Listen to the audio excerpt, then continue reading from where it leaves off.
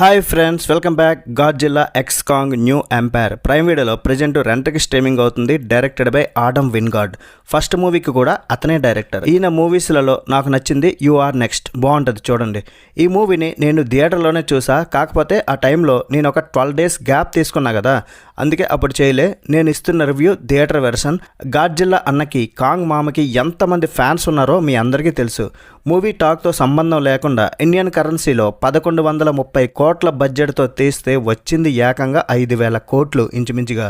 ఇది ఒక record. And ఈ ఇయర్ హైయెస్ట్ గ్రాసింగ్ ఫిలిమ్స్లో సెకండ్ ప్లేస్లో ఉంది. ఫస్ట్ ప్లేస్లో డూన్ పార్ట్ 2 ఉంది.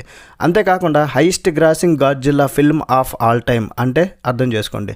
మరి ఫస్ట్ పార్ట్ చూసిన వారికే మూవీ అర్థం అవుతుందా అంటే ఎస్, బట్ చూడకపోయినా పర్లేదు. మరి ఈ మూవీ ఎలా ఉందో తెలుసుకునే ముందు ఇలాంటి తెలుగు డబ్బింగ్లో వచ్చే హాలీవుడ్ మూవీ రివ్యూస్ కోసం మన ఛానల్ని సబ్స్క్రైబ్ చేసుకున్న భయ్య. ముందుగా ప్లాట్ విషయానికి వచ్చేస్తే, ఫస్ట్ గాడ్జిల్లా వర్సెస్ కాంగ్లో కాంగ్ మామ గాడ్జిల్లా అన్న కలిసి మెగా గాడ్జిల్లాను ఓడించిన తర్వాత కాంగ్ హోలో ఎర్త్లో ఉంటుంది. హోలో ఎర్త్ అంటే భూమి లోపల ఇంకొక ప్రపంచం. గాడ్జిల్లా మాత్రం భూమి మీదనే ఉంటుంది. ఒకసారి హోలో ఎర్త్లో ఉన్న ఒక మోనార్క్ అవుట్ పోస్ట్కి ఒక సిగ్నల్ వస్తుంది. అదే సిగ్నల్ ఐవి అనే తెగకు చెందిన జియా అనే అమ్మాయి కూడా ఆ సిగ్నల్ని గమనిస్తుంది. అసలు ఏంటి ఆ సిగ్నల్? ఈసారి గాడ్జిల్లాని, కాంగ్ను ఆపే మనగాడెవడు? ఇదంతా మీరు తెలుసుకోవాలంటే మూవీని చూడాల్సిందే. మరి ఈ మూవీ చూశాక నాకైతే 3Dలోనే చూసా. విఎఫ్ఎక్స్ వర్క్ విషయంలో కానీ, కెమెరా వర్క్ అండ్ టెక్నికల్గా క్వాలిటీలో కానీ అన్ని విషయాల్లో అదిరిపోయింది. క్వాలిటీలో నో కాంప్రమైజ్. కానీ మూవీ అయితే నాకు యావరేజ్ అనిపించింది భయ్య. ఎక్స్పెక్ట్ చేసినంత లేదు. చాలా చోట్ల డిసప్పాయింట్ అయితే అయ్యా అప్పుడే. అసలు ఈ ఫ్రాంచైజ్కి కథ, కొత్తిమీర కథలతో పని లేదు. మనకు కావాల్సిందంతా గాడ్జిల్లా, కాంగ్ స్క్రీన్పై కనిపిస్తే చాలు. కాకపోతే గాడ్జిల్లా స్క్రీన్ టైం చాలా తక్కువ ఉంది. ఫస్ట్ హాఫ్ చాలా స్లోగా ఉంటుంది. మరీ పెద్ద యాక్షన్ సీన్స్ అనేవి ఏమీ ఉండవు. కాంగ్తో మాన్స్టర్ ఫైట్ అయినా గట్టిగా బీభత్సంగా చూపిస్తారనుకుంటే తుస్సుమనిపించారు.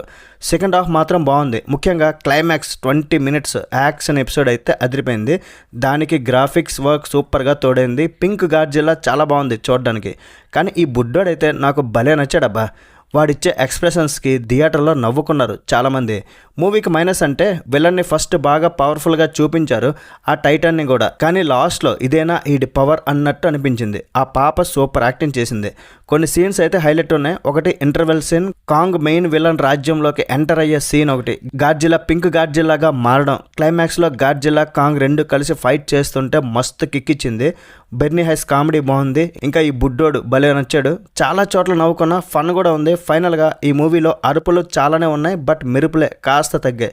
ఓటీటీలో ఇవి పెద్ద ప్రాబ్లం ఏం కాదనుకుంటా, పెద్ద మ్యాటర్ కూడా కాదనుకుంటా. మరి ఈ మూవీకి నేను ఇచ్చే రేటింగ్ ఏంటంటే 3/5. That's it guys. ఇలాంటి మరిన్ని రివ్యూస్ కోసం మన ఛానల్ని సబ్స్క్రైబ్ చేసుకుని నెక్స్ట్ వీడియోలో మళ్ళీ కలుద్దాం. లైక్ చేయడం, కామెంట్ చేయడం, షేర్ చేయడం అస్సలు మర్చిపోవద్దు. Bye bye. జై